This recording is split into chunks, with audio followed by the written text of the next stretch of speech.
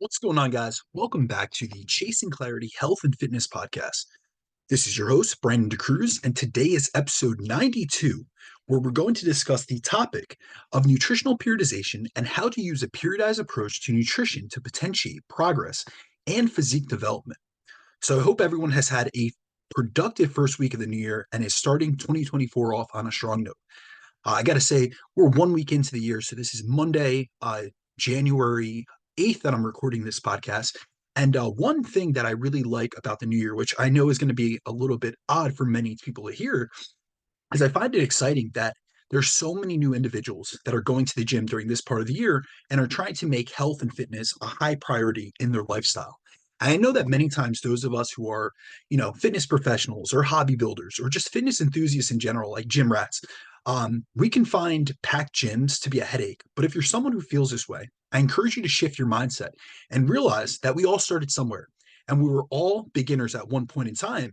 And starting a new routine, a new program, a new habit, it's usually the most challenging in the beginning. It's a challenging time to really get over that hurdle.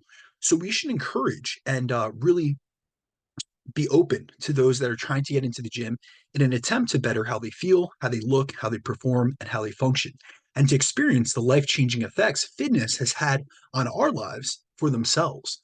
And so, embarking on a fitness journey is something that can have positive effects on so many aspects of your life besides just your body. Like, of course, improving your body composition is going to have like the cosmetic benefits. However, improving body composition will also improve your health and longevity. It'll boost your self confidence and self esteem. And there are many benefits that go far beyond that. And this is due to the fact that the process of successfully transforming your physique teaches you so many invaluable lessons that you can apply to succeed in other aspects of your life unrelated to fitness. And so, in order to change your body, you need to develop discipline, you need to develop consistent habits, productive behaviors, among many other qualities, which you utilize daily to get closer to your physique related goals. And by using the consistency, the focus, and the discipline you've ingrained and reinforced during your fitness journey, and then shifting over and applying those same traits and habits to personal development, business, your relationships, and anything else in life that you want to excel in and get better at, your likelihood of succeeding in those other endeavors will exponentially increase. And this is why I encourage my clients who range in every background from, I work with professional athletes and competitive amateurs to fitness enthusiasts, to busy, working professionals and moms and dads. So all view fitness as something that goes far beyond just improving your body from a physical perspective. Because if you're able to change your body, you can undoubtedly change your life for the better, which is why it's so important to take the lessons you learn in the gym and in the kitchen and apply them to the many other areas of your life that you wish to improve upon. So I just wanted to leave you all with that perspective because 2024 shouldn't just be about building our bodies and bettering ourselves physically, but also looking to improve in other aspects in other areas of our life so that we can have this ripple effect where we take the principles that we integrate to be successful in fitness and with our body composition and with our nutrition and many of the other aspects, sleep, stress management, things of that sort, that help us on a physical level to manifest the physique that we want, that we have the vision for. And we should apply those same principles, those same lessons, those same characteristics to other aspects of our lives. Okay, so on this week's episode of the show, I want to discuss periodization, but in the context of nutrition and how we set up our approach to achieving different physique related goals and outcomes such as fat loss maintenance, and muscle growth. And I find that when I say the term periodization, many automatically think of training periodization. And this is because training periodization is an approach that many within the fitness space and those that are hypertrophy focused, so muscle growth focused, are most familiar with. So training periodization has been defined by Buford et al. As the deliberate manipulation of training variables to maximize adaptations, which essentially means planning our approach to training in a manner that results in better performance over time based on a phase-specific goal. And when it comes to training periodization and program design, I personally will manipulate training variables like volume, relative intensity, aka effort, load, rep ranges, and frequency to progress the training stimulus over time to ensure my clients are continuing to make progress from a body composition perspective. But I also like to use it as a way to manage my clients' training-induced fatigue levels. However, I also apply the concept of periodization within how I set up and how I design my clients' nutritional approach and their diets, as I believe the best method for body composition improvement is to marry our approach to nutrition and fueling with our approach to training. And by pairing both, I've been able to help my clients get to their physique goals in a much more effective and efficient manner. And there's also a lot of crossover between what periodization allows us to achieve within our training and our nutrition programs, which I find many neglect and don't realize, which is why they often will periodize their training programs, yet they don't periodize their approach to nutrition, which causes them to leave gains and progress on the table. And one aspect of training program design that's heavily considered from a periodization perspective is what's referred to as the fitness fatigue model, which posits that when we train, we generate two outcomes, which are an increase in our fitness levels, so our ability to perform an exercise or our strength adaptations, things of that sort, but we also see an increase in our fatigue levels. And in the fitness fatigue paradigm, we find that as fatigue accumulates over the course of a training cycle, and as a result of being engaged in prolonged period of hard progressive training, it can max our fitness, meaning it can suppress our ability to continue making performance improvements in the gym. And in order to mitigate and to manage the performance decrements brought about by the accumulation of fatigue, I'll utilize different methods such as deload weeks or auto-regulation into my training programs to lower fatigue levels and also to improve recovery capacity, performance, and the ability to adapt and respond to our training. However, this concept of periodization to maximize outcomes and manage fatigue is also something I look at and use from a nutritional perspective in terms of how my clients are responding to their diet, especially during a fat loss phase, because as dietary fatigue accumulates, it can often result in two different outcomes. So often it'll result in their adherence dipping and developing diet-induced metabolic adaptations, both of which slow down their rate of physique progress. So on today's episode, I want to cover nutritional periodization and why you should be using a phasic approach to your physique development, because it's not only a topic that's way overlooked in this space in comparison to training periodization, but I also have seen this provide a profound benefit to the clients that I've utilized it with. And oftentimes we're able to create a full year-long plan or 6-month long plan where one phase goes into the other. And it's really periodized in a manner that really potentiates their progress as well as their motivation. And one of the number one questions I receive is whether diet or training is more important when it comes to transforming one's physique. And in all honesty, I believe both are equally important. And I've seen that in order to attain the best results possible, a client needs to have both their nutrition and training programs periodized and approached in a strategic manner. However, the reason why I mostly cover nutrition related topics on this podcast is because the vast majority of clients that come to me, they love to train and they have been doing so consistently and they have no problem sticking to a training program as their training is the part of their physique development they enjoy the most. However, many of them don't have the same experience, the same knowledge, and the same skill set when it comes to not only constructing a well-balanced nutrient-dense diet, but then also executing their nutritional phases in a manner that's periodized for their goals. So that's why I found that the vast majority of the audience, benefits when I focus the information I provide around nutrition, as often nutrition is the biggest bottleneck holding many back from achieving the lean muscular physique they desire and making the type of physique progress they're aiming for. And seeing as nutrition is often the most common limiting factor, and many individuals' abilities to successfully change and improve their body composition, that's why I spend so much of my time and energy focused on educating on nutrition related topics such as energy balance, hunger management and appetite regulation, nutrient density, food quality and micronutrition, nutrient timing and proper fueling, and on nutritional periodization, which is what we're going to cover today. So, for those of you who have yet to dial in your nutrition or have yet to take a periodized approach to your nutritional phases, I think it's important to touch on why nutrition is so essential and beneficial and why you should consider doing so if your goal is to lose body fat, gain muscle, improve your ability to perform in the gym, enhance your recovery capacity, and improve upon the way you look, perform, feel, and function. So, proper nutrition serves as the foundation for everything that we do within our physique improvement and health and fitness journeys, as every single one of us needs to eat, yet it's the area that the vast majority of individuals struggle to do in a manner that suits their goals. And an intelligent approach to nutrition provides us with the necessary energy to fuel productive and progressive training sessions and the vital nutrients needed to recover from the stimulus that we've created and induce upon our bodies in the gym. Without proper nutrition and adequate fueling, you'll never be able to maximize your training performance and thus your body composition progress. Because at the end of the day, you cannot outtrain a bad diet, which is why there are so many individuals who you see training their asses off year in and year out. They're always in the gym and they've been in the gym for years, yet their physiques never seem to improve or really get past the intermediate stage. And if you have very specific physique goals, such as fat loss or muscle growth, you can't you get to these goals without manipulating nutrition. So in the context of losing body fat, you can't lose body fat without a calorie controlled diet that puts you in a deficit for a continuous period of time. So that's what you need to focus on during a fat loss phase. And also, you cannot build muscle without adequate fueling and protein intake during a muscle building phase. And even if we go far beyond just your physique related goals and look at health, nutrition is a key principle and lever for improving your health, which underlies your ability to transform your body. As you guys know, I always say this, but a healthy body is a responsive body, which is another thing we dug into in last week's podcast.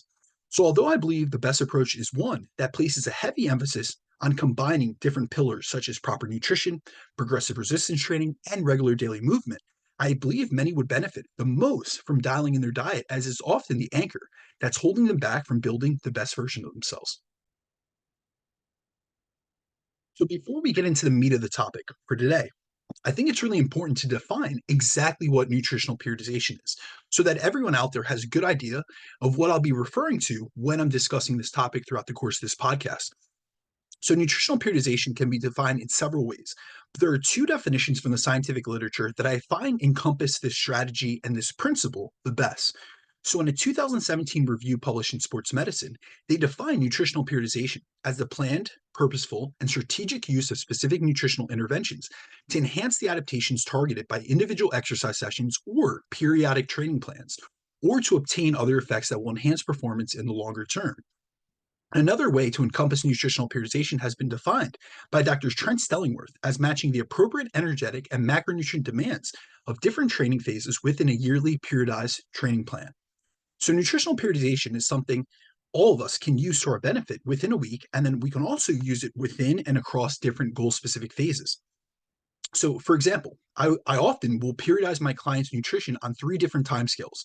So, the first time scale is on a microcycle basis, meaning within the day, where I'll utilize different nutrient timing strategies around training, especially to fuel progressive training sessions and enhance the recovery abilities. Next, I do so on a mesocycle basis, meaning within the training week itself, where I'll periodize their nutrition on training and non-training days. And then on the last, the last phase or time scale, it'll be on a macrocycle basis, meaning within the phase as a whole and then also between phases. So with nutritional periodization, I'm looking to periodize and optimize what are called the three T's of nutrition, which include the total amount of energy and macros a client requires for their body composition related goal, the type of foods that will encompass their diet, from a nutrient density, a food quality perspective, a macronutrient composition perspective, and then also the timing of their nutrients, which are organized using meal and nutrient timing strategies. So you may be asking yourself, what is the benefit of periodizing our approach to nutrition? So I'll tell you, I use nutritional periodization to create a phasic structure for clients where each phase has a specific goal, which I cater that individual client's nutrition and training programs towards achieving. So most have no periodization structure to their attempts at improving their body composition, especially from a nutritional perspective, which is why it's so common to see individuals jump from diet to diet, hop from one training program to the other, and just spin their wheels where they really go nowhere and just waste their time. And the benefit of taking a periodized approach is that it provides us with a structure to work with that allows you to get the most effective results for the goal you're working towards within a specific phase, but it also provides us with a longer term plan where each phase leads into one another and potentiates the progress and improvements you get over the course of a year or longer time scale. So next, I want to discuss how I use nutritional periodization to transition between different goal-specific phases. This is something I utilize myself, and then I also utilize with my clientele. And so one of the main reasons why I take a periodized approach to nutrition is to be able to get better results by structuring the phases I take my clients through in a manner where each one builds upon the other. So they're better able to continue making progress rather than us just staying in one phase and running that on repeat for the entirety of our time working together. And I find that many either overuse one phase or they stay within it for far too long, especially when it comes to dieting for fat loss, because they think or they have this mindset that the best way to get to their body composition goals is to just continue doing what they've always done in an effort to continue making progress. But that's not always how it works. And what you have to realize is you can't do the same things year round and expect a different, let alone better result. Not only is this an ineffective way of going about any physique goal, It's an unhealthy method as there are inherent drawbacks that come along with pursuing the extremes of fat loss or muscle gain for a prolonged period of time. Our bodies are extremely adaptive, so eventually what has been working for you will stop working for you, especially if you take a tool like a calorie deficit and continue to use it over and over and over again without taking times away from using that tool and use another more appropriate tool to dissipate the diet fatigue created from being in a deficit for a prolonged period of time. And due to the fact that the body adapts to what and how you feed it, it makes sense that you would benefit from periodizing our nutrition, especially in terms of our calorie intake and our states of energy balance to ensure our bodies stay receptive and responsive to what we're doing.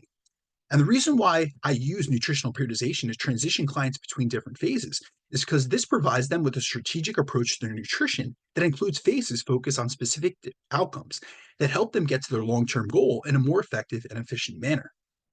An example of one of the most common long-term nutritional periodization setups that I use with clients is to start them off with an initial pre-fat loss primer phase, which I covered in detail on last week's podcast. And then from there, once we have completed the primer phase, their body is more responsive. And we've upregulated all the downregulated systems they had, and then also worked on the bottlenecks and anchors that were holding them back previously. Then we go into a fat loss phase. Then once they've lost a significant amount of body weight and body fat during that fat loss phase, which generally will range between 5 to 10% of total body weight, I'll transition them into a recovery or reverse diet or even a maintenance phase to reverse the diet-induced metabolic adaptations they've sustained from being in a deficit. And then after their biofeedback has improved and I've been able to work their maintenance calorie intake back up higher to where it was at the end of a fat loss phase when their total daily energy expenditure was suppressed due to having lost a substantial amount of weight, we'll sit down, we'll reassess their goals, and for many of my clients, we'll shift our focus towards building muscle so that the next time they decide that they want to diet down and get lean, they're able to unveil a more muscular, leaner physique, which looks better, performs better, and that they're happier with. So we'd go from a maintenance or a holding phase into a building phase so that we can focus on building muscle and we can focus or shift the focus on rather than just what your body looks like, what can your body do and how well can we push your performance in the gym? And oftentimes, after a long period of being in a building phase, I'll reset things by taking my clients through a mini cut. Or if they have a longer term fat loss goal, we'll go back into a fat loss phase. But now they're more responsive to that next fat loss phase than they were previously, as we've spent a substantial amount of time eating at or above their maintenance calorie intake. And we've also dropped off all of the diet fatigue they had incurred and accumulated during their last fat loss phase. And within that, seeing as we've been out of a deficit for so long, we've also reversed the metabolic adaptations they previously experienced during that last fat loss phase. Now, keep in mind, each of these phases take time and are being done to potentiate the results of the next phase to come. The process of nutritional periodization also allows us to focus on what needs to be done in a specific phase to get you to your short-term goal, such as in the case of a fat loss phase, where we're trying to, really maximize lipolysis or the loss of body fat. And that's the main goal at the time. And that's what we're going to pursue. However, I will only run a phase for as long as a client is benefiting, responding, and making progress within it before transitioning them into another phase, which will help them recover from the previous phase they were in. I also do this so that we can work on a new goal, which not only helps from a physiological perspective. So, say someone is metabolically adapted, we can reverse those, but also it helps from a psychological perspective as it provides my clients with a new goal to aim for so that they stay motivated and engaged in the process. Because honestly, anyone out there who has been in an extended dieting phase or has been through chronic dieting cycles will know over time your motivation drops, especially as it becomes more and more challenging to make and see tangible fat loss progress, which is why so many individuals become less adherent over time, which ends up having like this negative downstream effect. So you not only feel, more discouraged, and so you're getting more challenged by the process and you become less adherent. So now you're seeing that progress is stalling even more, but then it's leading you to seeing even less results, feeling frustrated, and bouncing between periods of weight loss and weight regain. Taking a periodized approach also means that I include phases within the year where I focus on programming clients' nutrition in a manner that helps them recover from the stresses imposed during previous phases, where they've pushed themselves hard to elicit a specific adaptation, a specific response, or a specific physique outcome, which is generally seen most during fat loss and muscle gain phases, where essentially we're utilizing the extremes of the caloric intake spectrum. So we're going from a state of being in a deficit to a state of being in surplus, and that is taking the body out of homeostasis in both cases. And I will often utilize either maintenance or holding phases in order to accelerate a client's recovery between phases, which I utilize not only for the purpose of recovering their system and reversing some of the negative metabolic adaptations sustained during the previous phase, but it's also done to maintain the positive adaptations that they attained during that previous phase. And so that my clients learn how to spend a substantial period at maintenance where they're practicing maintaining the results they've earned in the previous phase, which is something many of them haven't been able to do in the past on their own because they've always been on one side of the spectrum. They've always either been on the dieting end of the spectrum or on the other. They go through these periods swinging from extreme to extreme. So they're either on the dieting pendulum or they're essentially all in on their fat loss phase and they're losing body fat, or they've completely fallen off and are rapidly regaining weight, which prompts them to want to go right into another fat loss phase. But often all this does is perpetuate a chronic dieting cycle. The next topic I want to cover is how and why I use nutritional periodization within a fat loss phase, as this is a phase that I commonly use a periodized approach to nutrition within it to maximize my clients' results while also managing their fatigue. And this is being done in an effort to make the process more effective and efficient, but also to help them adhere to it because fat loss comes from consistently adhering to a deficit. When it comes to designing a nutritional approach for the goal of losing a significant amount of body fat while maintaining muscle, I found it effective to utilize the principles of periodization and autoregulation within my clients' fat loss phases. Throughout the course of a fat loss phase, I'm consistently collecting data and assessing it to determine the amount of diet fatigue a client has accumulated over the course of that fat loss phase. And when it comes, it starts to become visible that it's impacting their fat loss results, their performance, or their ability to adhere to the diet themselves. I will implement a dietary deload of sorts in the form of maybe high carb days, refeeds, and or diet breaks, which I often refer to as a deficit deload, in order to mitigate that diet fatigue that they're experiencing. So just like we can't expect to progress our physiques in terms of building muscle by linearly progressing our training week in and week out year round, as the body can only withstand so much progressive overload and hard training without needing a break and a deload to reset and resensitize our muscles to the stimulus of training and also to drop off the fatigue we've accumulated. The same thing can be said about how the body responds to a constant deficit during a fat loss phase. And this is where taking one step back out of the deficit to take multiple steps forward by applying a periodized and auto-regulated approach to nutrition is something I found to be really helpful and beneficial as it helps to refresh them mentally and physically. It helps with dropping off their dietary fatigue. It improves their training performance and also helps them adhere better after taking some time and getting out of a deficit and eating at maintenance. Next up, I want to discuss the benefits of practicing eating at maintenance during a fat loss phase, which is something I think is often overlooked, as many times when someone is focused on a fat loss related goal, they will take extreme methods to get to their goal, such as slashing their calories, underfueling themselves, and trying to diet in perpetuity, not realizing that often this approach continues to set them up to encounter one of two situations. The first situation is they'll go into an aggressive deficit, which they can only sustain for a few days before caving in and overeating for a day or two, which is a common situation we see with those who diet really hard Monday through Friday, but then they veer off track on the weekends, which results in them not seeing the body composition and fat loss progress they desire. And then the second situation, which is as common or even more common, is a dieter who white knuckles their way through a fat loss phase, but who hasn't developed the skill of eating at maintenance. So as soon as the diet is over, they revert right back to their old dietary habits and behaviors and regain all the weight they worked so hard to lose. And essentially, they're right back where they started. And often you'll hear trite statements like diets don't work or that we have a weight loss issue in society today. However, if we actually look at the research on the efficacy of using a calorie controlled diet for weight loss, we see that 6 out of 7 individuals who go on a diet will be able to lose a significant amount of body fat. However, many tend to gain back what they lost after that diet has ended. So, in actuality, the problem is that diets don't work and they don't help us lose body fat, but more so, the issue is twofold. The main issues stem from how most individuals approach dieting and then how they go about trying to maintain the results they achieved during the diet after it's all said and done. And this is due to the fact that so many people want immediate results, so they resort to quick fixes and extreme diets where they lose a substantial amount of weight, which includes both fat mass but also lean mass. And this is done in a short period of time using unsustainable approaches, which doesn't allow them to cement the habits necessary to maintain the results they've achieved. And this is why I'm a fan of using nutritional periodization principles and intermittent dieting strategies like refeeds, diet breaks, and deficit deloads during fat loss phases as a way to help my clients practice eating at maintenance. During the course of a fat loss focused diet, my goal with increasing calories back to maintenance is to provide clients with a physical and mental break from the rigors of dieting, as well as to help them gain experience of what eating at a maintenance level of calorie intake will look and feel like, so that they realize that they can maintain the results as long as they don't completely discard the positive habits and behaviors we've built through the process of this fat loss phase.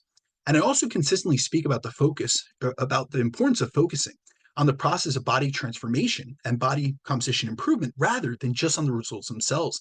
And this is due to the fact that by focusing on the process and on the positive habits a client needs to develop to be successful, I'm able to get them to implement new sustainable behaviors into their lifestyle, which leads to lasting results and a better relationship and approach to dieting in the future, where we're able to avoid the mistakes they've made in past diets and in the past in general, and avoid the dreaded post diet rebound and body fat overshooting effect, which is where you gain back more body fat after finishing a diet than you actually lost during the fat loss phase itself.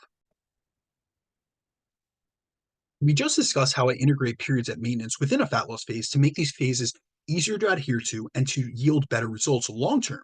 But the next topic I want to cover is how to improve your body composition progress by periodizing your fat loss phases. So I not only use periods at maintenance during a fat loss phase themselves, but I also use a similar strategy between fat loss phases and to transition clients out of a fat loss phase. I'm a big advocate of having an exit strategy in place for clients after they finish the fat loss phase and have attained their goal of a leaner physique. And one of the most effective strategies I've found to help clients transition out of a deficit, yet to maintain the results, recover from the deficit itself, and to set them up for a greater likelihood of success moving forward, is to utilize a post fat loss maintenance phase. And a post fat loss maintenance phase is a phase which lasts several months where we work on achieving the stability of a leaner body composition and lighter weight than you were prior to the start of your last fat loss phase. And during this phase, there are several areas I focus on with my clients. So, first, I'm aiming to get them out of a calorie deficit by increasing their energy intake back up to maintenance. Also, within that, I'm looking to increase their energy availability to dissipate the physical and mental fatigue that they've accumulated during that last diet.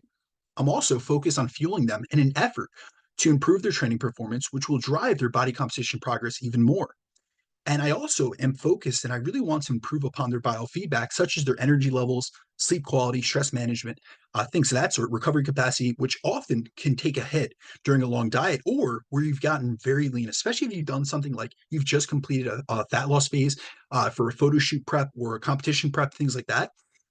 And I'm also looking to help them avoid the dreaded post diet rebound many have experienced during past diets prior to working with me. And based on how high the diet recidivism and post diet weight regain statistics are, which find that anywhere between 80 to 95% of individuals who lose weight will regain all the weight they lost, I truly believe having a post diet exit strategy in place is necessary, as I'm trying to make sure the clients whom I take through a fat loss phase are in that rare 5% of individuals who maintain their results rather than go through cycles of weight loss to rapid weight regain where they continue to lose and regain the same 30 pounds every year as so many do in the general public. So I believe that anytime someone has lost a significant amount of body weight during a diet, which would be anywhere between, say, 5 to 10% of total body weight loss or more, they should go through a post diet maintenance phase, especially if your goal is to not only lose body fat, but also to maintain that fat loss. So, what we have to realize is this is extremely important because at the end of a long diet, we're in a situation where we're generally leaner than we've been previously and have induced various metabolic adaptations that leave us predisposed towards drifting up towards our previous body fat level if they go unaddressed. So, we experience many physiological adaptations and psychological adaptations after a diet. We're going to experience heightened levels of hunger. Increased food focus. And also, from a metabolic perspective, our total daily energy expenditures decrease, which now has lowered our maintenance calorie threshold. So if you just give in and go back to eating the way you did prior to the fat loss phase and back into a surplus, you will rapidly regain body weight and body fat and undo some of, if not all, the hard work that you did and the results you achieved. And so just because your fat loss phase is over doesn't mean you stop following a diet. As we have to realize, we have to separate the term diet with deficit because a lot of people they associate both of them to be the same essentially. And really, when it comes down to it, a diet is simply an approach to nutrition which matches your goals. So we're essentially just trying to max our actions to our ambitions from a physique perspective and also managing that and matching that with our nutritional actions. And so once the diet is over, I like to first get a client back up to their new maintenance calorie intake by increasing the amount of foods we've been using and having success with during their fat loss diet. From there, I like to monitor their biofeedback, their performance, their energy levels, and body weight increases to see how they're responding to the increases in calories that I'm making along this phase. And it's important to realize that both maintenance calories and body weight maintenance are ranges, not exact numbers, which many don't realize. So when it comes to your maintenance calorie intake, this isn't a static or set number, as many can maintain their body weight and body composition between a couple hundred calories. So it's not like someone's maintenance is exactly 2,400 calories. This can be a range between, say, 23 to 2,500 calories, and for some, this range can be even greater and wider. Another concept that many misconstrue is what body composition and body weight maintenance mean, as many think that in order to achieve maintenance and to be successful in maintenance after a diet, they need to maintain the lowest body weight they achieve during a fat loss phase, which just isn't the case. So I want to clear this up. And so your lowest body weight at the end of a fat loss phase is confounded by a number of factors, including the fact that you've been in a deficit, so you're consuming less food and less total carbohydrates than you would consume during a maintenance phase. You also have lower glycogen stores and have less water being stored in your muscles. And also, because you're eating less food, you have less food residue and less food weight within your gut. And all of these factors make for your body weight being lighter than it would be if you were eating at maintenance. So the issue with trying to maintain the lowest body weight you achieve during your fat loss phase is this is a weight that you only achieved at the peak or the end of your fat loss phase, when you were usually at your lowest calorie intake and had the lowest levels of muscle glycogen and less water weight that comes along with the storage of muscle glycogen. This is important to realize when transitioning to maintenance, as you will gain a few pounds back during this period just due to increasing your carbohydrate intake, which will bring water along with it, and also from increasing your total food intake, which will increase the amount of food in your gut. So these are all things that are contribute to a higher weight on the scale, essentially. So when we speak about going into maintenance, it's important to realize that body weight maintenance is not a clearly defined single number, nor is it the lightest body weight you achieve during your diet. So for example, in the literature, weight maintenance is defined as a weight change of between 1 to 3% of body weight. So say you finish your diet and you finish that diet with your average daily weigh-in weight of 150 pounds in the last week. The act of maintaining your results during this post-diet maintenance phase means you stayed within 1 to 3% of that weight, so that your body weight would be between a range of 151.5 to, say, 155 on average. This is something that's important to realize, as often your weight will change within a few days of going back to maintenance, especially if your goal is to drive your training performance and build muscle. And we know that that's going to require, an increase in energy, but also we're going to increase your carbohydrate intake to accomplish that. And this is because for every gram of carbohydrate stored in your muscles as muscle glycogen, it needs to pull 3 to 4 grams of water along with it to be properly stored. So say I have a client losing weight at 1 pound per week during the latter stage or the latter half of their fat loss phase. If I increase their calorie intake by 500 calories and did so by a carb increase of 125 grams to get them back to their maintenance calorie intake, then they're bound to regain some weight due to the fact that they're not only going to store those 125 grams of carbohydrates as muscle glycogen, but they will also pull in another 500 grams of water. So in total, this will increase their scale weight by approximately 625 grams, which is around 1.4 pounds. However, seeing as this calorie increase brought them right back to maintenance, and it was done in the forms of carbs being stored as muscle glycogen, the increase in their scale weight that they see isn't due to fat regain, but rather due to a restoration and replenishment of muscle glycogen and the water that's stored in muscle, as muscle is made up of 75% water. So they haven't actually gained any fat, which is something that many are unable to objectively realize and extrapolate out. And in reality, they've actually gained lean body mass. So if they went and had a DEXA done, it would register as an increase in lean mass, which is exactly what we want to see increases in, especially after your diet. So overall, I think having a solid plan of action post-fat loss phase is especially important for those in the general population, as often they've gotten leaner through the diet, but not so lean that it's unsustainable or unhealthy. So really what they're looking to do is maintain a leaner physique. And by properly executing a maintenance phase, it allows you to get used to living at maintenance and maintain a lean physique in the process, rather than losing a bunch of weight and then rapidly rebounding up, as so many have done in the past. Next, I want to cover the benefits of running a maintenance phase, as I think this is something that's massively overlooked in the nutrition and fitness industry. For those who have had the goal of losing fat, building muscle, and improving their body composition, I believe spending a period of time eating at maintenance calories rather than always trying to swing between being in a deficit and being in a surplus is extremely beneficial, especially if you're someone who wishes to drop a significant amount of body fat. Although many have the goal of losing body fat and many may find dieting, the dieting process difficult, most don't fail in the actual process of losing fat and losing body weight. We see statistically that around 86% of people will lose a significant amount of fat over their lifetime, but on average, only 5% of people keep it off for an extended period of time, which shows that most people struggle more with maintenance, not actual fat loss itself. And this is why I believe taking a phase where we focus on maintenance after the fat loss phase has ended is as important or even more important than the fat loss phase itself. often I'll find that many my clients want to maintain a lean, healthy physique, and that's their number one goal after we finish a fat loss phase.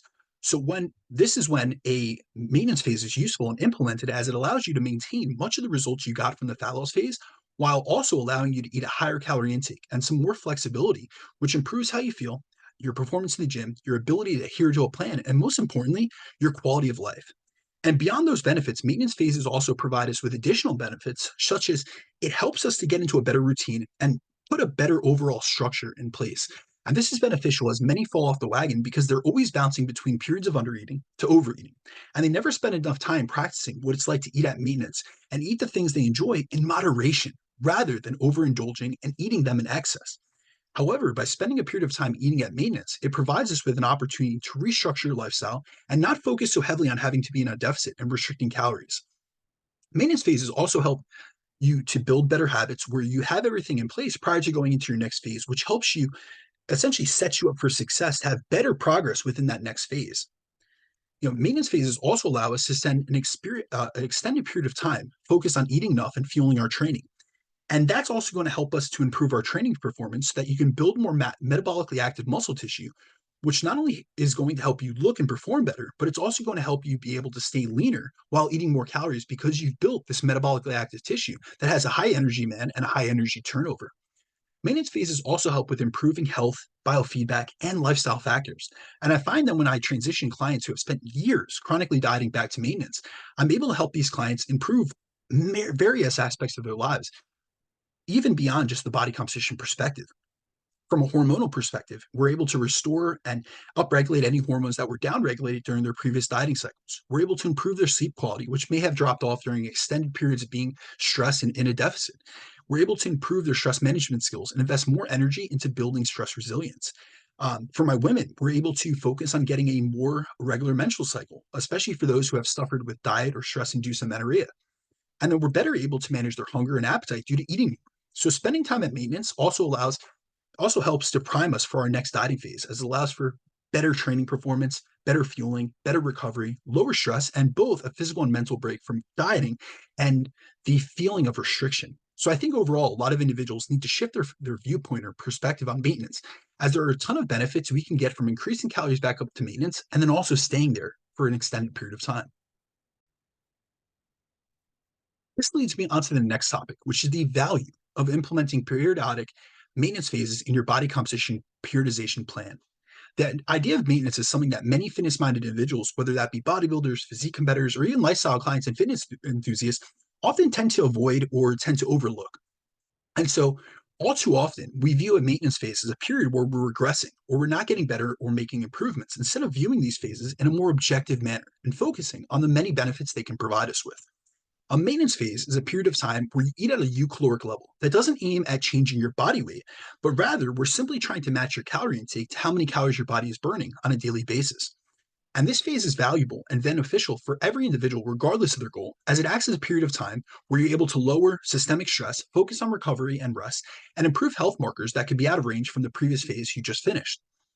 For those of you who are in a fat loss phase, transitioning to maintenance phase can be used to lower diet fatigue, increase training performance, and reverse some of the negative adaptations that come along with being in a deficit.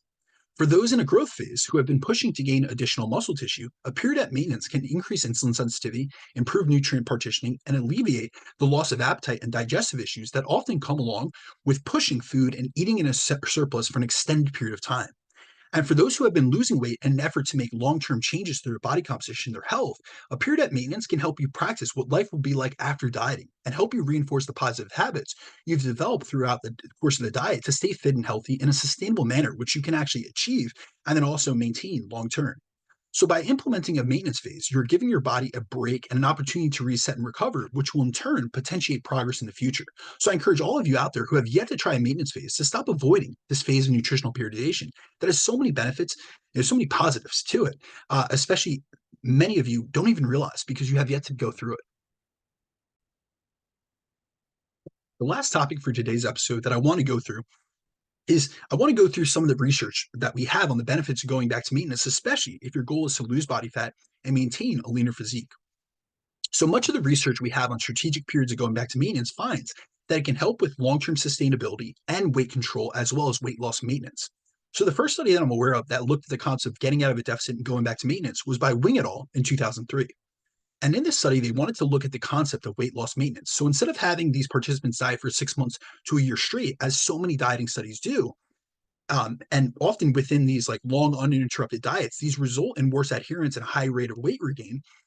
They wanted to see the effects of interjecting periods where they'd get these individuals out of a deficit and how that would impact their dietary success. So, in order to test this, they divided them up into three groups. They had one group that dieted straight throughout the entirety of the study. So, they were the continuous calorie restriction group. So, this is very similar to what most research studies do. Then they had one group who was a long break group, who spent 6 weeks during the middle of the study outside of a deficit maintaining. And then they also had a short break group, which took 2 week long diet breaks throughout the study. And the results found that the weight loss outcomes didn't differ between groups from the start of the study, even up until 5 months as well as 11 months, despite the two groups taking breaks out of a deficit and going back to maintenance, as compared to the continuous group that stayed in a deficit throughout the entirety of the study. So, despite the maintenance groups technically being in a deficit for a shorter period of time, they still made efficient and significant fat loss progress. So, it wasn't like they needed to diet year round to see the progress that the continuous dieting group did. Next up, we have a study that was released in 2018, which is referred to as the Matador study. And this is a very appropriately titled study because what it stands for is an acronym, which stands for Minimizing Adaptive Thermogenesis and Deactivating Obesity Rebound. And in this study, they took obese participants aged 25 to 54 and had them go through a three-phase trial. The first phase was a 4-week baseline phase to establish their maintenance calorie intake. They then divided them up into two groups to compare continuous energy restriction with intermittent energy restriction and their effects on weight loss outcomes. The continuous energy restriction group spent a prolonged period of time in a deficit, whereas the intermittent energy restriction group spent an equal time eating in a deficit as they did eating at maintenance calories. So throughout the course of the moderate part of the study, the intermittent group spent more time deliberately and intentionally eating at maintenance as compared to the continuous group. And both groups spent the same total length of time eating in a deficit over the duration of the entire study, but they were at maintenance calories for vastly different amounts of time. So, for example, the continuous dieting group was at maintenance for 12 weeks and were in a deficit for 16 weeks of the study, whereas the intermittent group was at maintenance for 26 weeks as compared to 12 weeks with the continuous group, and they were also in a deficit for 16 weeks of the study. After both groups finished the study and they had measurements taken. They also followed up with them 6 months after, where they were in a free living environment and back to their regular lifestyle. Now, when we look at the results, those in the continuous group lost 9 kilograms, with 8 kilograms of that being fat, whereas the intermittent group lost over 14 kilograms on average, with 12 plus kilograms of that being from fat mass. So, those in the intermittent group that had a longer time eating at maintenance not only lost approximately 50% more total body mass, so scale weight, but they also lost approximately 50% more fat mass. The intermittent group also retained a larger amount of their fat loss post diet. So once the diet had ended, so essentially the diet break group not only lost more, but they also kept more off 6 months later. And when we look at the amounts both groups regained after the diet had ended, the intermittent group had only regained 3.5 kilograms as compared to the continuous group that had gained almost double it with 5.9 kilograms. So overall, the intermittent group maintained over 10 kilograms of total weight loss, whereas the continuous group maintained a bit over 3 kilograms of total weight loss. Now, when we look at like a metabolic perspective, the reduction in resting energy expenditure between groups on an absolute level did not differ. But then when they accounted for the changes in body composition between groups, which needed to be done because the intermittent group lost far more fat mass and body weight than the continuous group, they found that the decrease in resting energy expenditure, aka metabolic rate, was less in the intermittent group. Now, here's the thing. The massive difference that we see in fat loss between groups can actually be explained by the differences in metabolic adaptation, as the intermittent group who took breaks at maintenance may have preserved more of their metabolic rate, but the differences in metabolic rate would not account for them losing over 5 more kilograms on average. So, what the findings of this study suggest is that those who spent more time at maintenance were better able to adhere to a deficit during the time periods where they were focused on fat loss. And this is also reinforced by the fact that they maintained more of their weight loss after the diet had ended. So once the dieting period had ended, they were much more successful overall, which is most likely a result of having practiced eating at maintenance for so long during that study, which made it easier for them to do so after the fat loss phase had ended and they had left the observation of the researchers. So overall, research finds that for many with the goal of losing fat and keeping it off, spending periods of time getting out of a deficit and eating at maintenance can be highly beneficial. So it's well known that seeing linear progress within a fat loss phase is highly unlikely, meaning you won't see the same loss in body fat and weight week in and week out, especially if you're someone who spends chronic periods of time trying to stay in a deficit. Yet many still take this like reductionist approach, this linear approach to dieting for fat loss, where they just keep cutting calories and increasing exercise month after month after month, even year after year, even when they're no longer seeing results, as they're so focused on this goal that they believe that keeping their foot on the gas all year long is the best way to achieve it. But in actuality, the fact is you cannot stay in a calorie deficit year round and expect to see continuous results and also not suffer ramifications and consequences of doing so.